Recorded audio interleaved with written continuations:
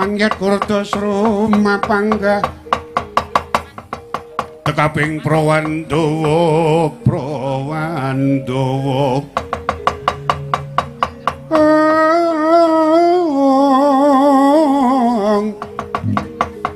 sumaping pabarisan Ronanggana gawe karma kutha majuru jungkung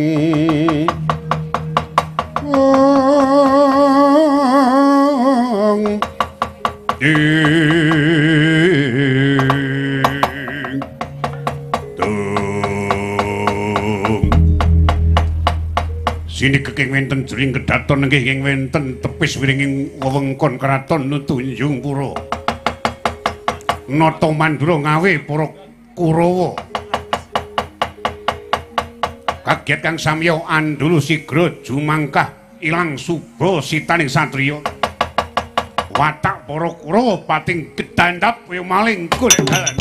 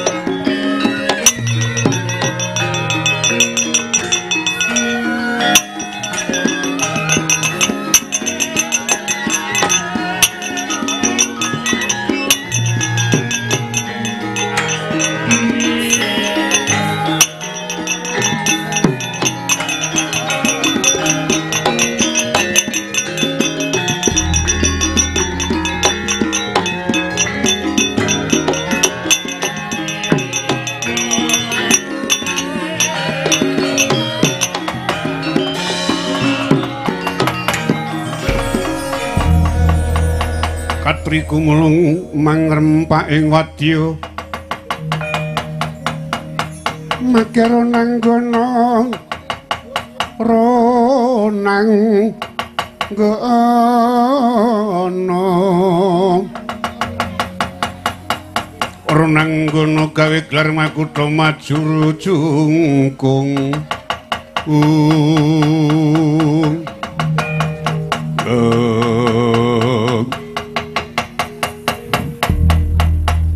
Bapak nusung pawarta nggih. Saged menapa mboten paduka amboyong Putri Wayu dhateng negari Ngastina.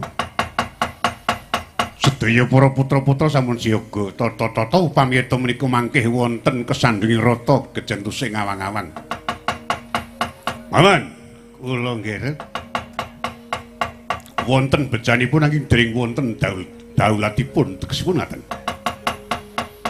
Kula sampun saged sowan Tunjungpura pinanggih kaliyan Paman Prabu Garbawinata Iwa semanten. Dereng wonten keterangan ingkang cetha. Dereng wonten dawuh ingkang gumathok. Dadak nusuli. Panakawan Petruk kantong bolong sowan. Oh, arek ngaten nggih. Lah menggah kersanipun sowanipun Panakawan. Ugi badhe nglamar Putri Wayu, man. Wah, panjen. Kondang tenan sak ora-orane wanita kene endahing warna gek putra putrine Narendra panjen nggih. Menika mboten mokal. Lajeng badhe palakrama menapa Kang Rayi Arjuna menapa Sedewa. Sanes malah Kakang Semar piyambak. Lho. Kakang Semar iku ajeng rabi. Iman. Edian tenan. Jamune apa ngono kuat-kuate nglakoni ora. Iku semanten ngaten. Petruk kantong bolong niku kula ngendikani sae-sae malah kados dinengaken katimangga. Nggih. Wantun kalian kula. Sing cetha wektu niki sing dadi pepalangi Kurawa anggenipun badhe nglamar putri namung para jejering Panakawan. Yen Kurawa saged ngrangket alit bondo Panakawan agengipun mejahi Petruk kantong bolong. Kula kinten lestantun boyong Putri Wayu. Lho. Nek ana kedadian Panakawan mati napa sampean kira-kira tanggung jawab? Yen sampeyan mengke dicucuh kali Kang Rayi Sirun Punta lan Werkudara pamanipun Janaka. Kula tanggal jawab. Jer wektu niki Petruk pun beda kalih Petruk wingi-wingi. Ucapipun sampun kados di menungso krandingan setan wantun nengaken katimangga. Sing baku yen nganti menika mangke wonten tantrimaipun para Pandhawa upami wonten kedadosan Panakawan pejah. Kula piyambak. Oh, arek ngaten nek mung Panakawan sepira banggane nggih. Pun kajenge mengke diajar Kang Rayi Kurawa. Kartomarma nyedhung dawuh siaga tata-tata. Sing dadi pepalangi rakamu ora ana loro telu ya mung siji Panakawan. Kowe pinter cilik mbondo gedhe mateni Petruk. Kurawa kelakon boyong Putri Wayu yen namung bab Petruk kanung kula piyambak. Kula nyuwun pamit kula panggihane men. Ngati-ati Koko Prabu nyuwun sing ngati-ati. Temono Panakawan.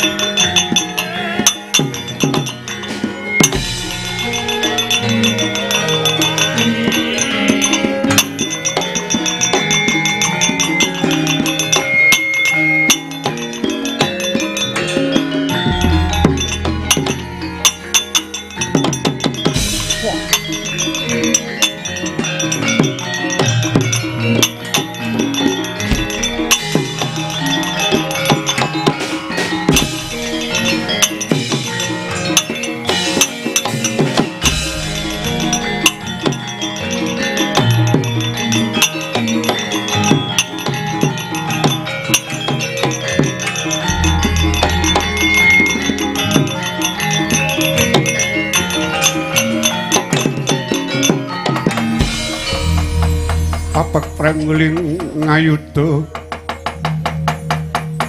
mawas risang surenggong karumangsa ing ronang nggono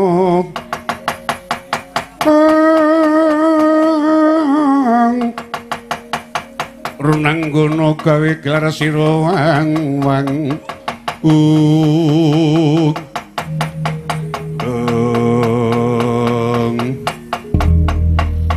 boten pangling niki rak Ndara Kartomarma nggih. Ora pangling karo aku Petruk boten. Seragame niku ngger ngeten niku mesti Kartomarma sak CS. Cakra Kawedar Nyu.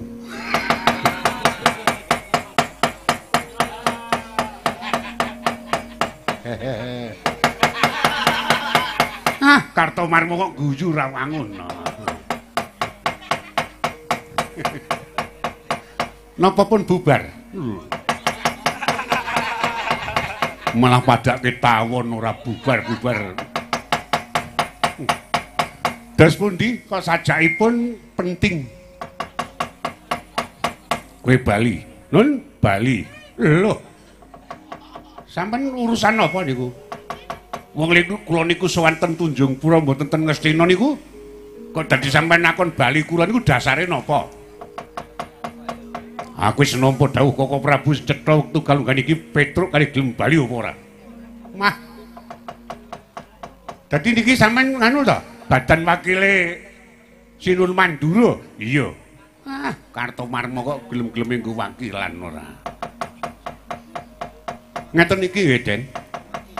Kula pun matur kalih Kang Raka, kula niku sowan ten Tunjungpura, mboten ten Mandura, mboten ten Ngastina. Nek sing dawuh niku Sinuwun Tunjungpura, kula esti, kula ngestoke dawuh. Gitu. Upamane ora Kang Sinuwun ya patihe apa Naraprajane apa Demange kula candhi. Ning nek siji Baladewa loro Karta Marma niku ya semangke riyen wong dedene dayah kok. Ajeng kaya grujukan 1000 sampeyan ning ngendika ya mung kula rungokke kuping mriki niki kula lek mlebutan weteng kula denke metu mriko nika. Ora ana apa-apa. Malah padak kentut. Aja ngabangke kuping. Wah. Nggo apa? Kuping kok dabang. Ora apik ora. Tau tak ngabangi metu ijo. Yen kowe iki mberguguk ngutawaton aku kelakon tegel karo kowe. Mang tegeli. Rondo bojomu. Mang pek. Mung bojo mripate dhuwur sisih. Wis ora ana apa-apa, Mang pek.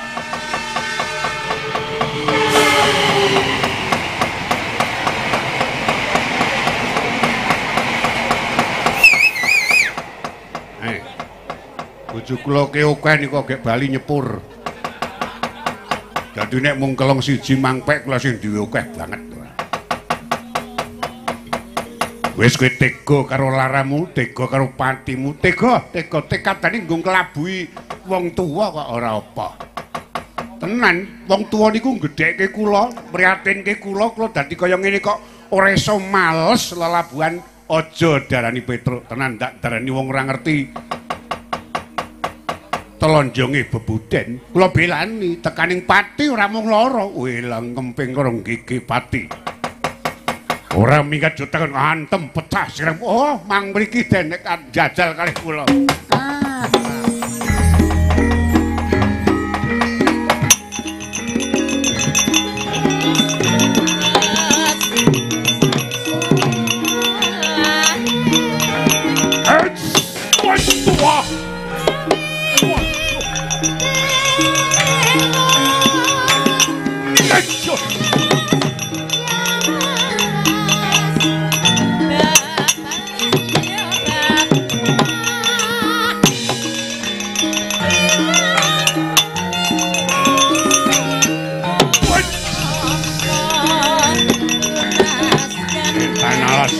ojo mlayu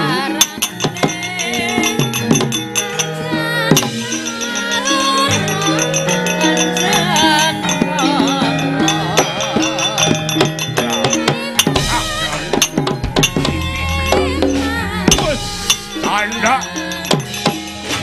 ya blas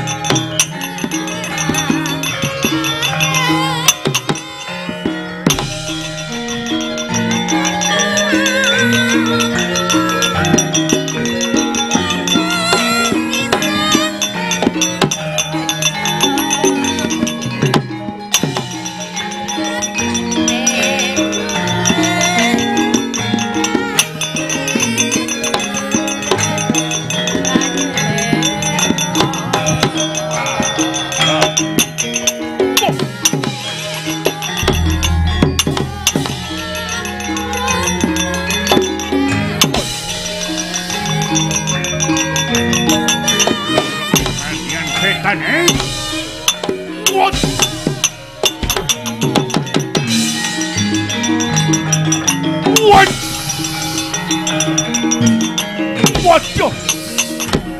Wah.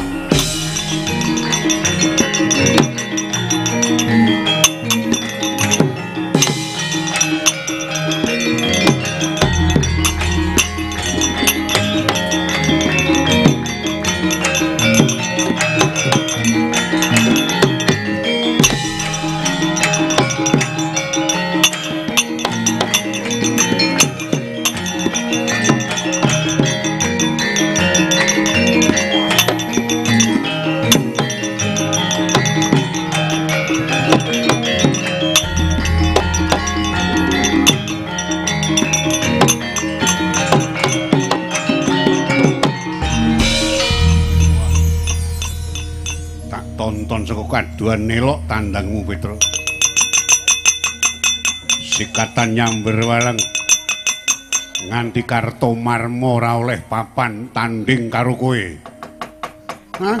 Ya sing dine Kartomarma ora tau latihan. Ane upamane gelem ngulinake no sakniki guru ki pirang-pirang dadi ki tenan. Ya mung eleke Kurawa niku ora betah suwe niku. Saiki kuwi tanding karo aku. Nun, tanding karo aku. Ya mengko dhisik kaya ngaso bareng ora.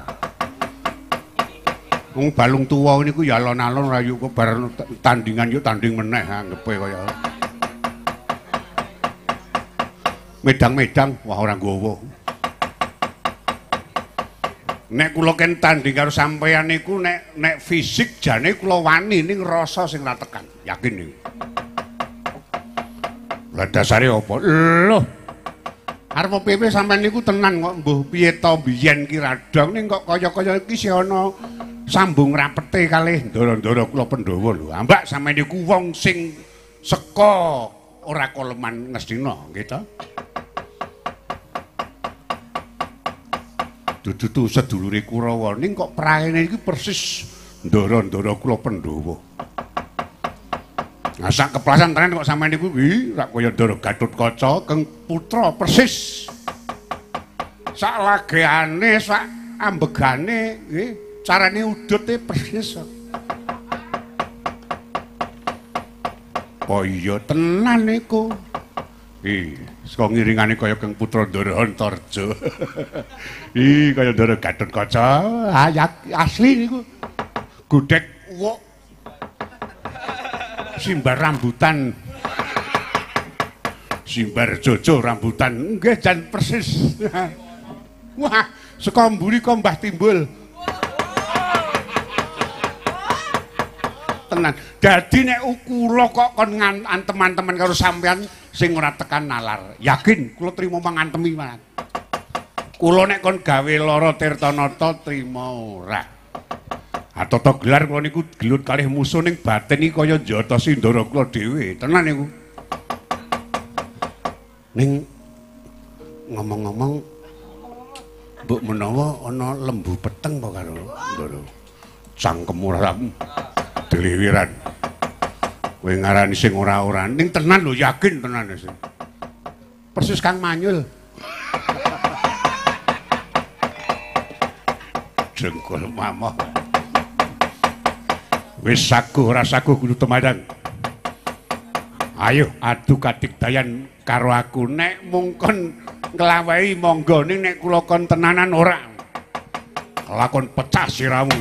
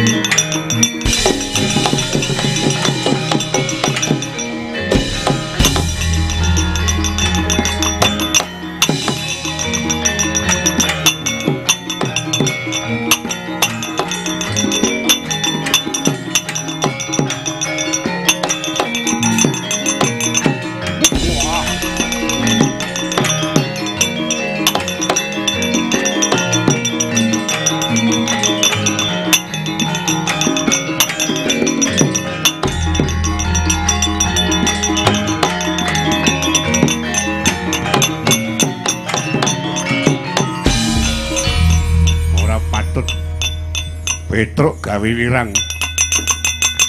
Petruk, nun. Aja semanggihan kowe dolanan karo aku. Kowe tak antem ira kok gawe rasa nyandak bangkean kok obat abitke. Kudune njotos kok mah diguang. Mana? Jengkelake kok. Sampeyan niku dikandani wong tuwa ya ngeyel kok Den pun kok kondur mawon. Tur nek kula niku perang karo sampeyan niku menang ya ora kondang kok nggih to. Ning nek padane aku kalah mangke ya kewirangan malah. Wong kula niku ngerti cilike sampeyan kok dadi ora. Wah.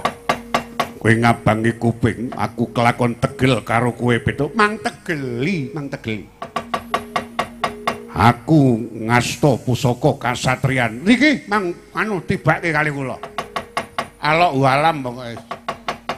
Nek panjenengan kula mati mergo Tirtanata tak serahke, kula mati ora karo sapa-sapa, wonge dhewe. Hantem ambyar siramu iki mang diwakile.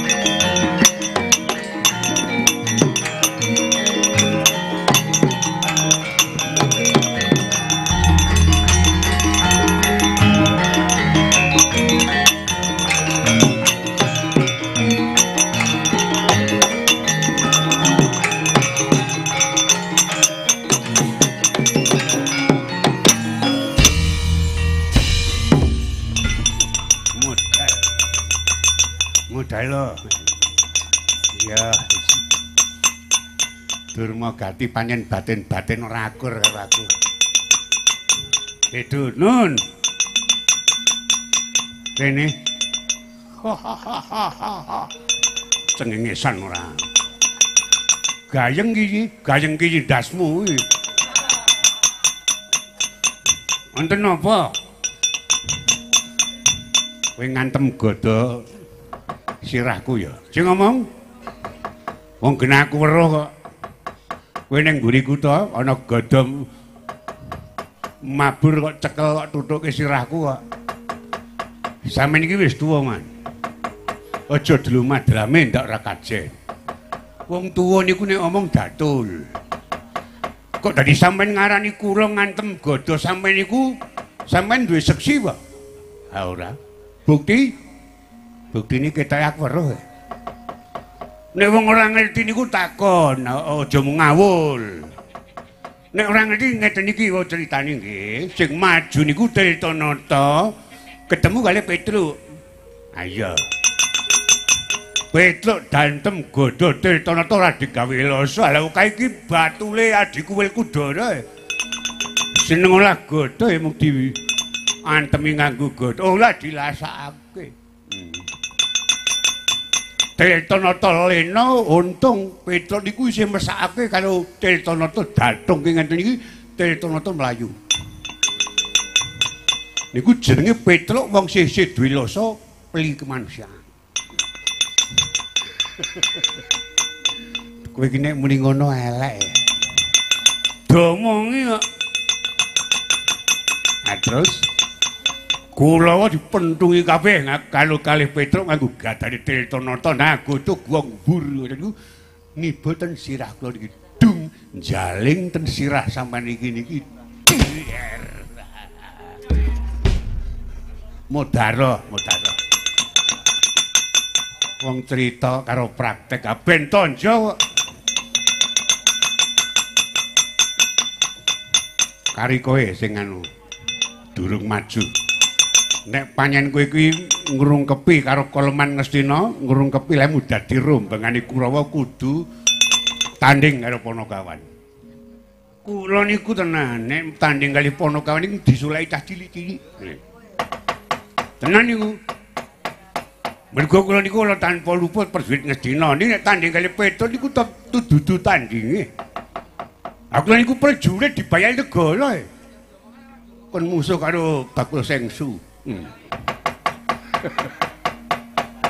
Kepadake Bakul Sengsu ora. Mbok jajal tanding. Ngono. Tenan golek tanding liyane Petruk ngono kon mlimpul Petruk ambel. Nek wani duwite ya temandang. Oh, wong iki nek ora tanggung jawab ora. Iki neranggir Mandura sing jumangkah mindhon gaweni nggir. Kula sumanggaken niki Panakawan bondo kalani lenggah kula panggihane man.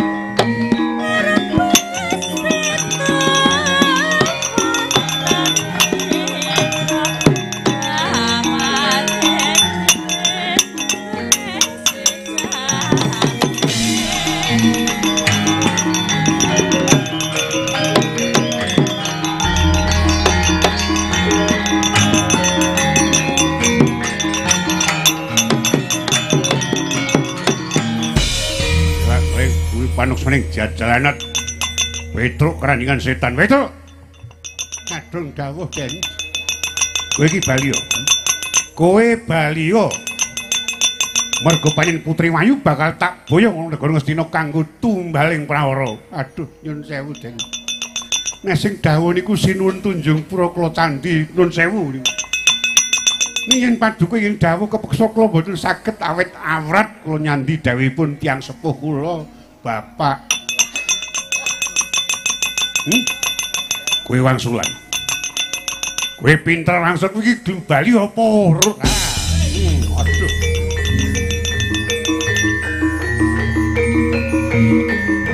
Dundung. Ana apa ubyung-ubyung gareng ngusul nggo rekaman Jatilan Cewek.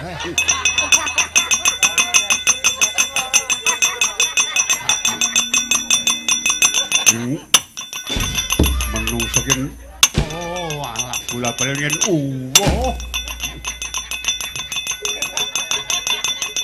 nek medhayo ning kraton ki sanggo gamelan. Karang ge iseng-iseng kaya niki wong rekaman kepejet. Sorry tenan. Mergo panen kula niku nek kalih uyon-uyon niku ra iso pisan. Niki pundi-pundi kok kepejet. Wis tau kepejet ning keplitis ning Pandan Simun gegerke wong pirang-pirang. Iki kaya ora saged ning sepisan maneh nek sing dawuh niki wong Tunjung Pura den keparat ora patut. Ora ngerti andang digul.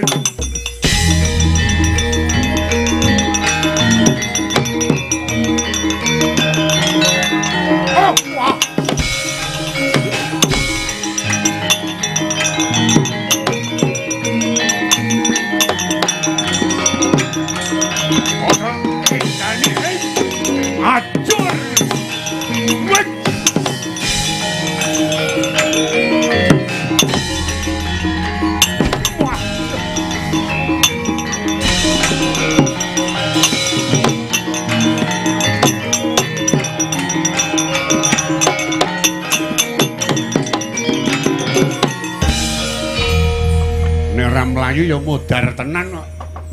Wong ginakake pusaka luput wong bujana paringane dewa yen dijojoke dadaku wis ora. Aku gumun lho. Piyayi kene duka kok ya tenanan kuwi lho.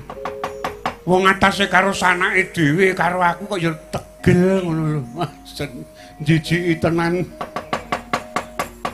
Ora sembodol dadi ratu Gong Binathara lah kok karo sapa-sapa tegelan. Bali ya. Nimbang cilaka. Ning kono aku bali tekan ngomah ora oleh gawe ora cetha keterangane ya wudu nyonya karo bapak. Karo gareng. Oh, dikongkon wong tuwa kok leda-lede ngono. Wong kok blas ora kena dipercaya. Mongko aku mau tau kandha wong ki elek nek wis ora iso dipercaya karo kancane. Ateges aku melincur karo kewajiban ora dodo satriya. Wah, timbang isin maju ah. Mau medar ya wis. Bobote ngabot aku nglabuhi karo wong tuwa, tak labuhi pati Pak tenan. Ning aku ya njaluk sapa dum-dumane poman ki rada dikaceki karo. Ning nek aku mati engko anakku isih cilik-cilik gek ora dirumati karo mbokne ya wis mesakake banget. Mesake anakku sing ndase cilik kae. Oh alah, bentil. Ning nek aku dipercaya karo wong tuwa kok mung kelingan ngomah abot karo anak tegese aku ora kaya Ndara Janaka ora jumbuh aku dadi bature satriya. Wong satriya kudu wani pati, wani labuh ngrungkepi marang dharma kok dadi aku mlincur. Modar ya wis anak mangan luweh ora luweh pokok aku labuh karo bebuten maju wis ora. Dar ya wis. Ning sindenku isih ayu-ayu. Engko nek tak tinggal mati ya sindenku mudhun didum cah pirang-pirang solam. Karoan alah. Kula dadi kujur temen iki dewa, dewa Gusti kula nyuwun pangapura. Mugi paduka paring pitulungan. Astagfirullah. Aritku nusul.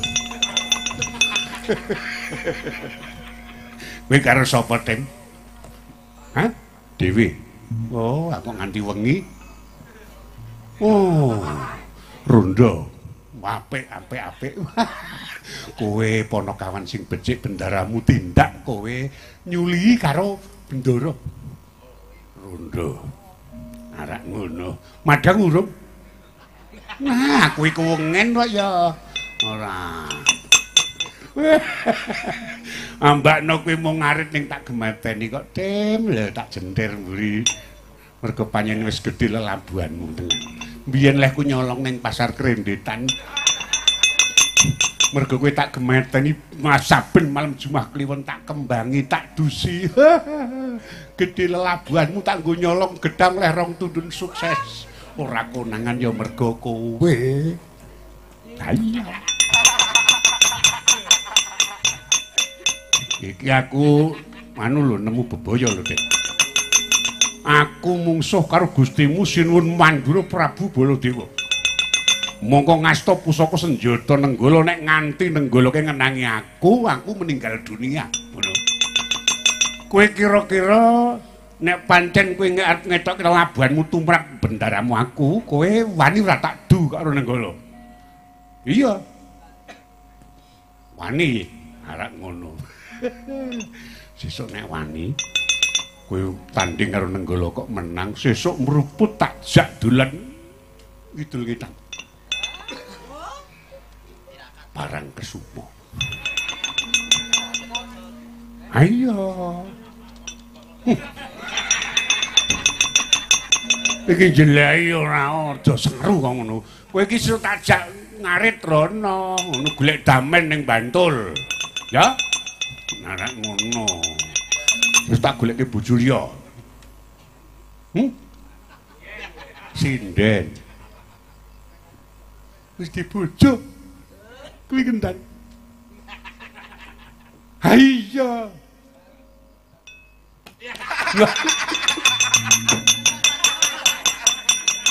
Aja sak ngono kuwi ya ora.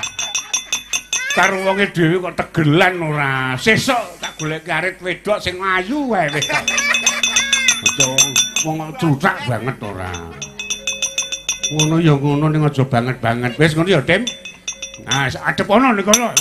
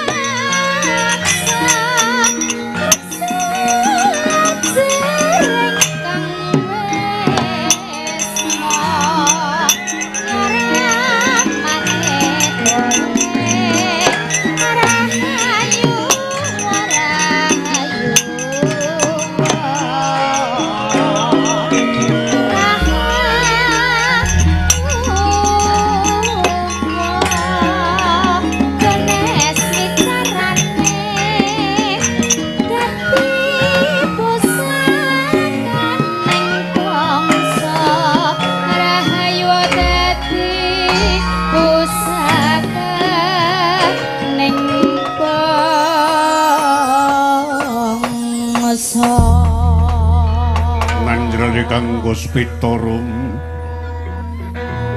kasiliring samirana amre kongas kegondo kang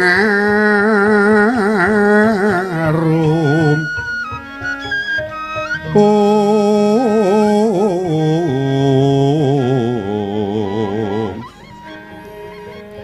Pindha puspita manjing puri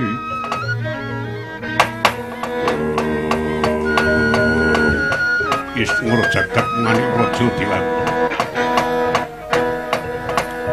ana jejering wanita menggak anggonku Bandayuda karo Petruk aku tak takon sapa iya kalih-kalih apa-apa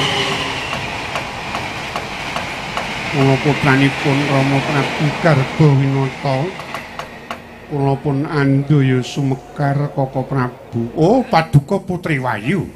Kula kasinggihan. Aduh. Sampeyan dikersakake marang pepundhenku Paman Dura minangka dadi Jatukrama lan sing baku minangka ruwating prahara. Mula utu kalung iki manuta tak boyong. Bebarengan marang Kadang Mutaruna Andayawati. Anu mawon sampeyan melu kula. Merga bapak tenan iki gek kesepian.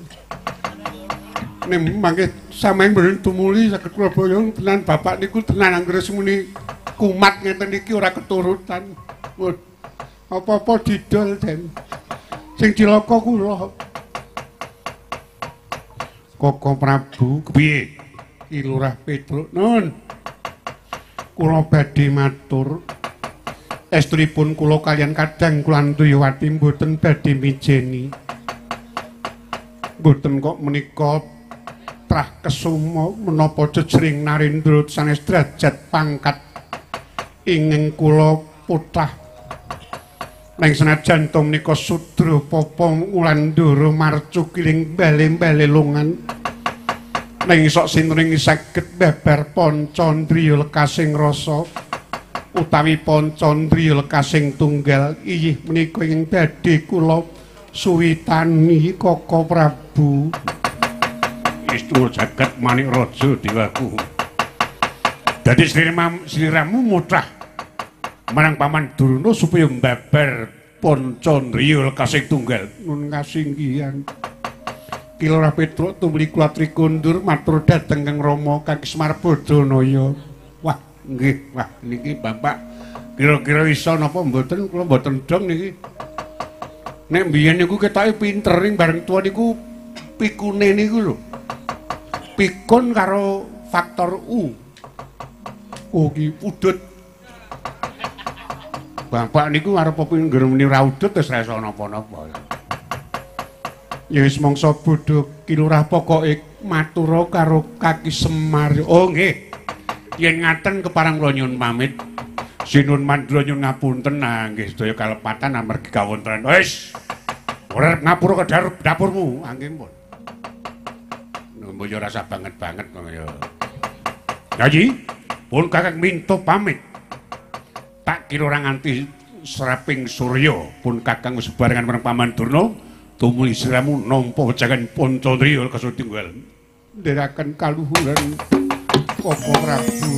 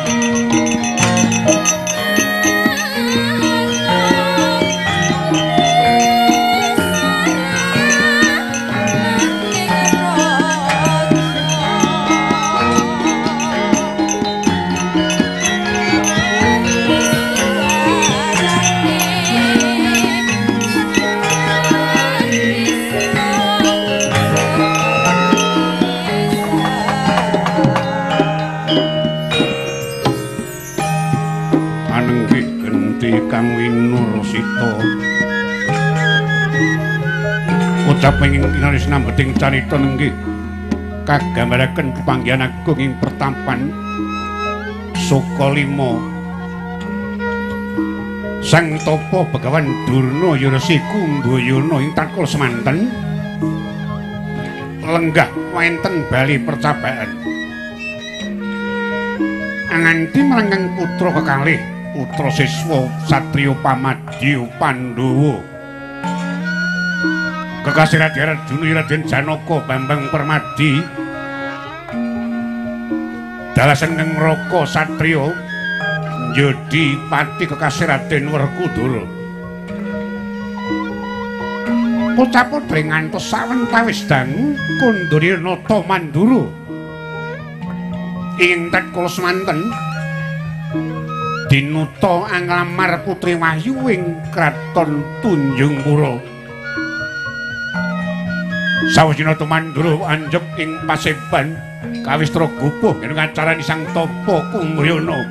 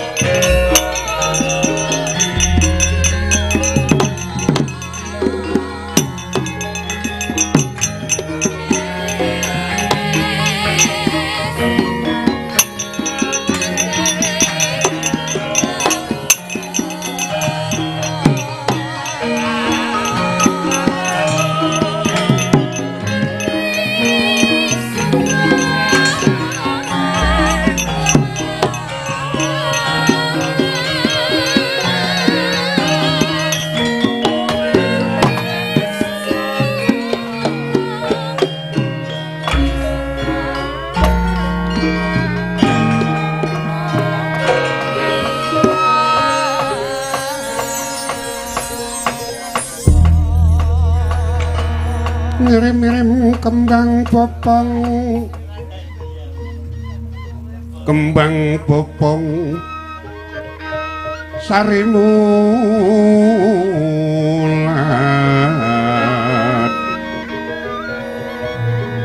kembang tratebang rerayungan ron malengkung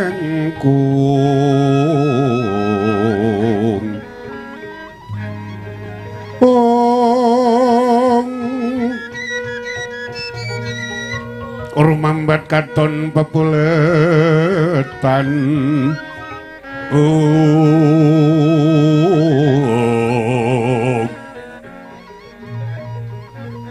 lir kang kembang karang lir kang kembang karang sungsang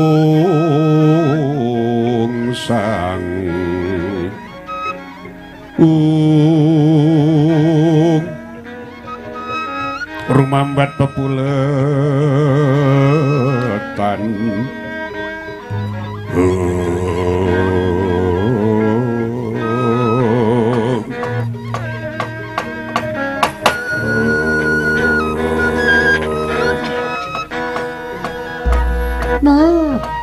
Endep leguduk manyar-manyar selikur dina gamana kuplengon aliluku. Swalu gembol Janaka. Kula nuwun paring pangandika ing dawuh penemban. Lan kowe Werkudara. Durna bapakku apa? Madang trawangan. Kaya disenteri. Sawise ragamu anggir Mandura rawuh nitik kanthi monggo ing kasandang rakamu kok kaya-kaya trontong-trontong ana hawa padang anggone nglamar marang calon ibumu kaya-kaya oleh gawe mboten wonten awonipun tumli dipun ngendikani penemban angsal damel menapa mboten Koko Prabu. Oh ya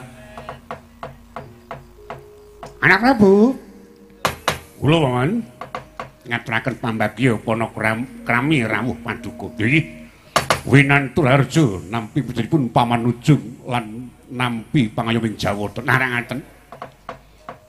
Keparengipun Bapak tumuli badhe nyuwun mresa kados kadiparan pawartanipun paduka kula kengken supados mengunjungi Tunjung Pura kinen nglamar Putri Wahyu. Nggih. Kepareng muji atur. Tatkala semanten ku sampun saged pinanggih kalian Paman Prabu Garbowinata. Nggih, nggih. Matur menapa wontenipun? Ewa semanten wonten sesarengan ambarung sinang amargi saking pakartenipun Kakang Semar Badranaya. Lho. Sababipun wonten bebasan barung sinang menika kadiparan. Kaki Semar badhe palakrama. Lho. Lengeng pun rabi iyih Putri Wahyu. Ya ta lah. Lah kok tanpa duwe rasa. Awang wis tuwek keklek kok dadi jab-jaban. Anggere ana wong ayu dilamar, ana wong ayu dilamar. Sinten? Ayo Semarimu. Tuwek. Nggih tuwek. Ah sampeyan? Nggih sami. Ning kula lak pendhita. Pendhita niku beda karo cah lumrah. Nek cah lumrah niku saliring bab kekiyantan niku merga saka fisik. Ning nek kula samu barang lir wis kuciwa ning raos kula ingkang bebayani. Dados mbak-mbak kula niku pun sepuh nek temandang ora kalah kalih bocah-bocah. Rang pitu to. Ibu semanten ngaten.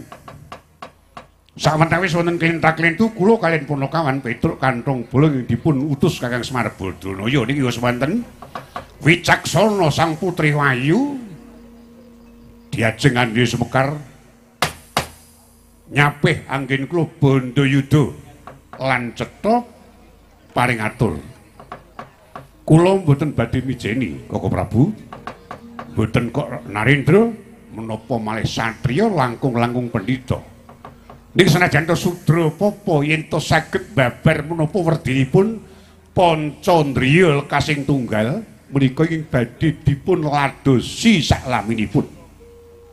Kula badhe takon sampeyan, kira-kira ngerti ora wejangan Pancandriya lekasing tunggal? Lho, kula kok genah cerdas. Jane kok kula Pancandriya lekasing tunggal kok durna nganti ora iso. Iya. Pertamtu badhe prisa lan uninga jer paduka menika jejering Brahmana guru batos kula. Arek ngono. Pinak rak Pancandriya lekasing tunggal ki nek kleru rak urute nggon Bhinneka Tunggal Ika. Iya apa Du? Sanes menika lho. Sing nomor 1 ketuhanan yang maha. Sanes menika penemban. Nah, saged menapa mboten? Lho saged mangke riyen. Kowe kira-kira ngerti ora? Mungguing werdi Pancandriya lekasing tunggal? Iya. Kula saged menemban. Aku mengko ngene. Aku ki yang rada lalen. Angger nyambut gawe kok ora nggawa buku ki bingung. Wong kulino pendhita ning notase. Mengko karo ning Tunjung Pura aku klesik ana mungguh wedaring Pancandriya lekasing tunggal ya. Iya. Menika keparengipun penemban mekaten mangke badhe kula aturaken. Arek ngono. Pun ngeten mawon. Kula sagui. Mboten sakuwatir mangke kula wejange Pancandriya lekasing tunggal. Ora ngaten. Kula suwun kali sanget Paman Durna ngantos nglingsemaken sedaya kemawon. Inggih, nglingsemaken Paman Durna piyambak. Inggih damel wirangipun Yai Prabu Suyudana. Mboten. Pun mangke tanggal jawab kula. Mayen ngaten kepareng kula badhe ngrumiyini kempal dhateng para Kurawa lan siaga nyadong dawuh menawi wonten menapa-menapa sing sanipun Paman Durna. Prayogi nggih. Kula tringrit para wadya bala Kurawa ngiras mangke sak saminipun purna kene kula mejang tumuli kula dipun iring wiwit saka Tunjung Pura dumugi Sokalima. Ora ngaten. Dimas Werkudara, kula dewa Kakang apa siaga tata-tata. Wis mangsa bodho anggon ngut marang Paman Durna pun Kakang ndisi laku. Iya. Dapat jaluk.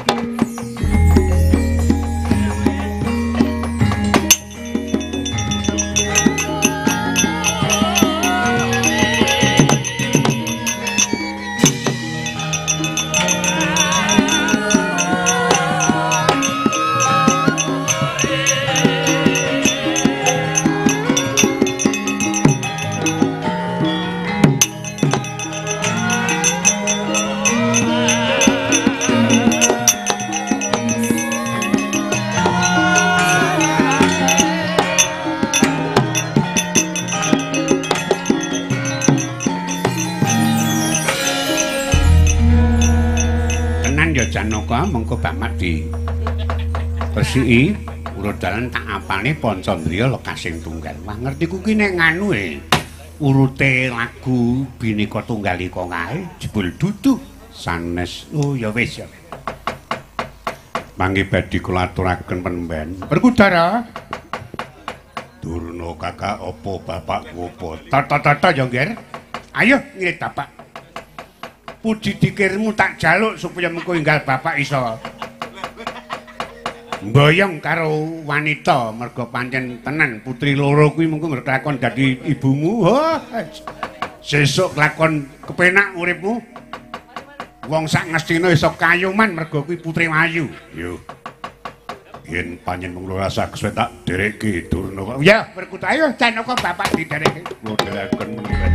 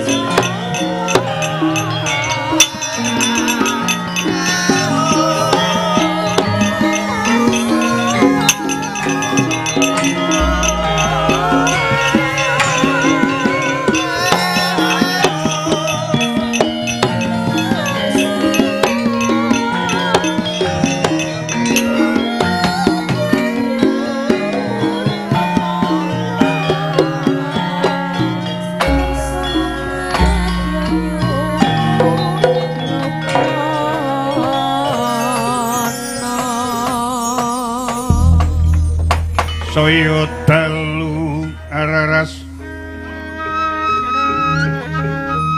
abir sorot lintang kumedap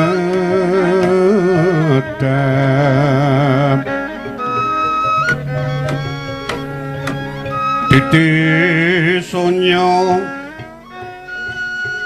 Madya latri lumrang gandaning puspita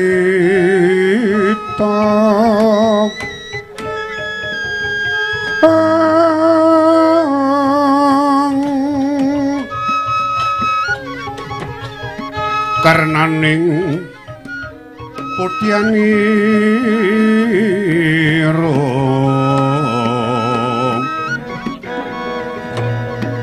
sang duwijawara mrengeng kumaraning madu bronto manungsung sarining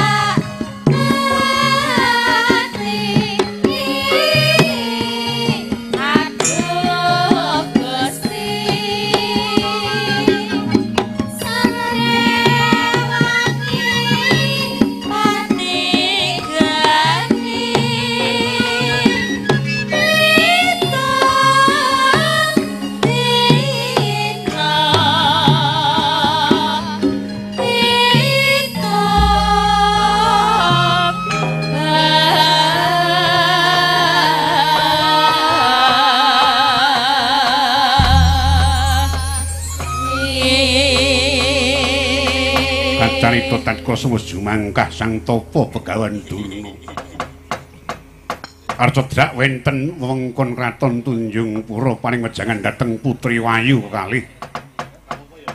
Kawit cukla-cukli bermula sandi anut paringing arga ngirit Prawadya Balakurawa. Ucap para kawula alikang andulu budaling para Kurawa kawis kekes raosipun ajrih Drinala. Wusana kang tebih jurang apa kang celak jurang samya ngungsi dhateng jurang kang celak wukir samya ngungsi dhateng lengkeng wukir. Kang tebih jurang tebih wukir kopat kapita yen to kadulu pindha kelabang ilang sirahe. Datan mukal ana pangaribawa. Sumunduring kayangan para Jawa talok yen to madya padha katempuh punanggara-gara. Candaring gara-gara bumi goncang langit gebrang tangsih bumi kulan langit tangsing bumi lindhu sedina kaping 7 tangsing langit udan barat salamangsa. Klung mating palengkung teja mangkara-kara dedet irawati kinocak-kocak kinebur kebur tritani kawah candra dimuka manggut-manggut puncaking gunung jamur dipo yayah amlek-amlego. geger para Jawata para widodari ucaput Iwang Permesti batur Waspada. Sigra nyandak cupu maneh Astagina kang isi banyu panguripan katetesaken medhak dhateng Ngercapada sirep punang gara-gara. Mijil perpat punapa kawan yen kacandra. Kawistara ayon yen dinulu.